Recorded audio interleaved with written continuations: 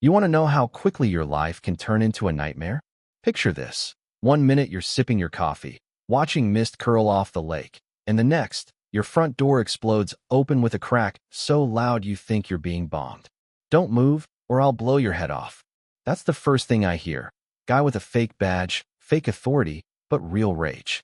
And I'm flat on the floor, wrists burning from the cuffs, heart pounding so hard I can barely hear the chaos behind me. But let me back up a sec, because 5 minutes later, the real cops would show up and everything would blow wide open. You think you know what paranoia feels like?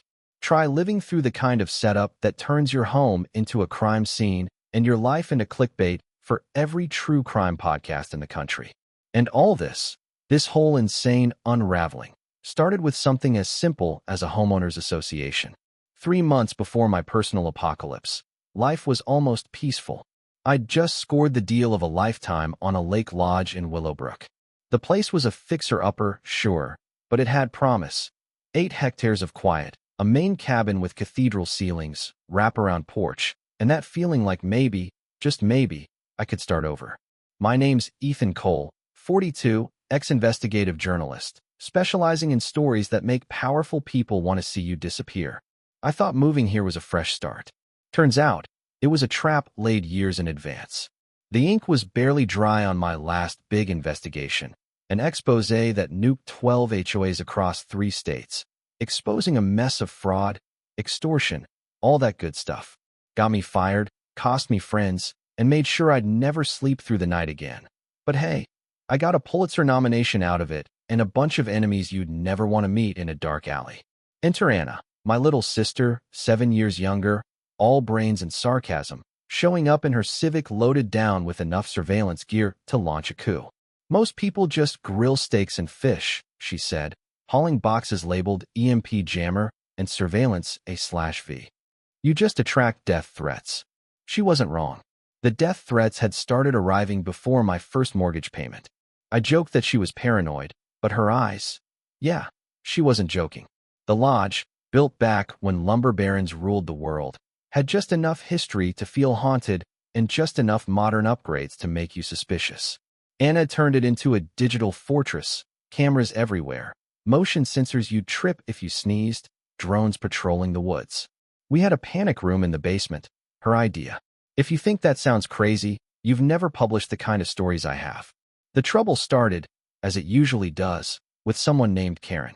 No, really, her actual name was Karen Blackstone. She knocks on my door wearing a $1,000 coat, smile sharp as a guillotine, and starts asking questions about my professional activities. Subtle as a sledgehammer. She's the president of the Lakeside Heights HOA, a neighborhood I'm not technically in, but she's decided to make it her business anyway. I play nice, she leaves. Anna runs her through every database she can hack. And, surprise, Karen's had 3 different legal names in 10 years. That's not normal, you know what I mean? That night, Anna finds something in the fuse box, a bug, wired in so tight it had to be a pro job. Someone's been listening to everything we've said since day one. The world spins a little faster. We double the security, turn the basement into a war room, and start cataloging every threat. The letters show up first. Leave while you still can. Then the accidents. Cars running me off the road. Internet cut at 3 a.m. My phone glitching like I'm being surveilled by the NSA. Then comes Marcus Bennett, ex-HOA board member, voice shaking as he tells me. Karen's not just a control freak. She's running a criminal operation out of this HOA.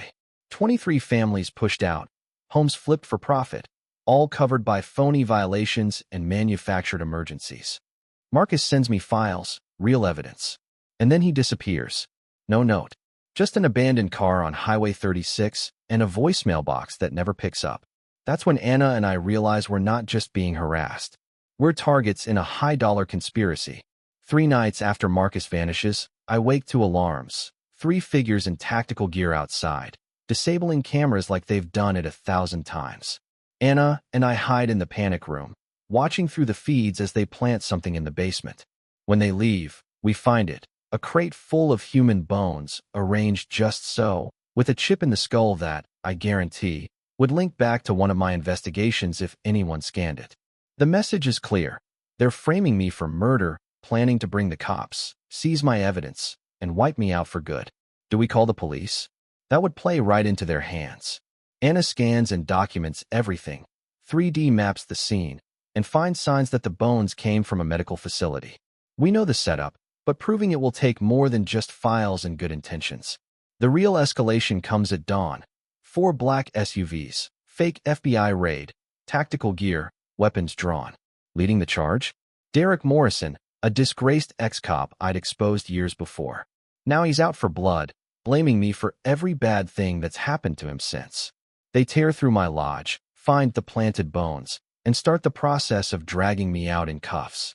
And right when it looks like I'm finished, Anna triggers the emergency protocols, sending real-time feeds to law enforcement, the FBI, the local sheriff, anyone who'll listen. Sheriff Thompson, one of the few good guys left, races to the scene. The standoff turns to chaos. Fake agents try to hold their ground. Real cops surround the lodge. Bullets start flying when Morrison realizes the plan's blown. Anna, hidden somewhere safe, is feeding me updates. Federal agents are on the way, Ethan. Hold on. Don't do anything stupid. You want a plot twist? Here it is. Karen Blackstone herself shows up, calm as a snake, walking through the wreckage of my home like she owns the place. She tells me everything. Operation Clean Slate isn't just about stealing houses. It's a multi-state money laundering network that's funneled hundreds of millions through dummy HOAs. You think you're the hero? She sneers. You're just another pawn. She admits Marcus Bennett is dead. Her people made sure of it. And she's got enough dirty cops on her payroll to make sure nobody ever finds out. But she didn't count on Anna. My sister had already ID'd which cops were crooked and which were clean, piped the truth straight to Sheriff Thompson and the feds. When Morrison tries to escape with me in the back of an SUV, Anna's drone footage and real-time intel guide the real law enforcement to the perfect choke point, the old bridge out of Willowbrook.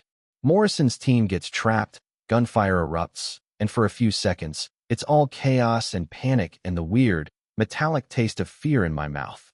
Then it's over. The feds sweep in, arrest Morrison and Karen, shut down the whole operation. Karen gets 25 years, Morrison gets life. And as for the real ringleader? Senator Hawthorne, a guy who once handed me a journalism award. His perp walked out of Congress on live TV. Sometimes the world really is stranger than fiction. 3 months later, the lodge is a monument to survival and stubbornness. Anna turns the place into a justice center, her software helping homeowners fight back against crooked HOAs nationwide. The stories that come out at the trial would make you weep. Families living in their cars, people ruined by a single trumped-up violation. And yet, justice, for once, lands right where it should. You'd think I'd feel safe now, but old habits die hard. I still jump at shadows. Anna sleeps with one eye open. But we made it. The lodge is still here, still standing, a place where truth got its day in the sun. Ever feel like the system is rigged? Like you're the only one fighting back, while everyone else just watches from their windows? Yeah, I've been there. But let me tell you, sometimes the truth does win. Not because the world's fair, but because someone's too stubborn to let evil walk away clean. So what do you think? Is there such a thing as justice? Or is it all just luck and timing? Let me know, seriously. I'd love to hear what you'd have done, stuck between the lake, the law, and $1 billion conspiracy.